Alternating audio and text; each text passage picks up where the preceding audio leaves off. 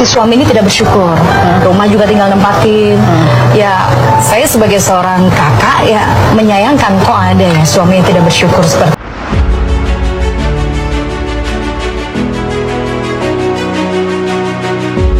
Bahas mengenai hukum dari perceraian itu sendiri, tapi sebelumnya kita tahu bahwa Allah Subhanahu wa taala membolehkan perceraian, namun hal itu sangat dibenci oleh Allah Subhanahu wa taala. Pemicu keretakan rumah tangga Teuku Ryan dan Ria Ricis akhirnya terkuak.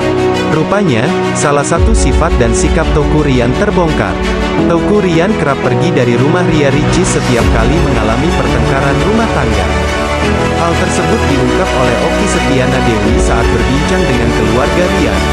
Okky Setiana Dewi mengatakan kalau Teuku Ryan akan kembali ke rumah Ria Ricis apabila kondisi rumah tangganya sudah mulai membaik.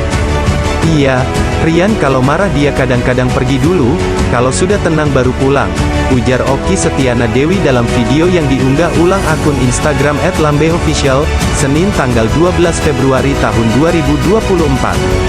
Lebih lanjut, Okky Setiana Dewi menyebut tindakan pergi dari rumah yang dilakukan oleh Teuku Ryan lantaran tak ingin menyakiti hati Ria Ricis.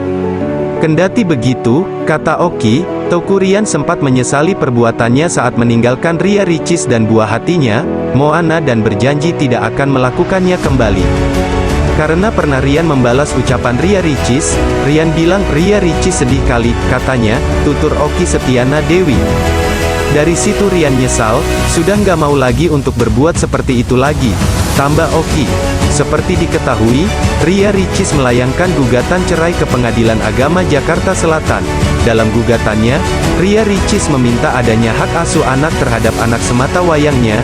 Dia juga mengajukan gugatan hak asuh anak dan nafkah anak tersebut, ucap Taslima selaku Humas Pengadilan Agama Jakarta Selatan.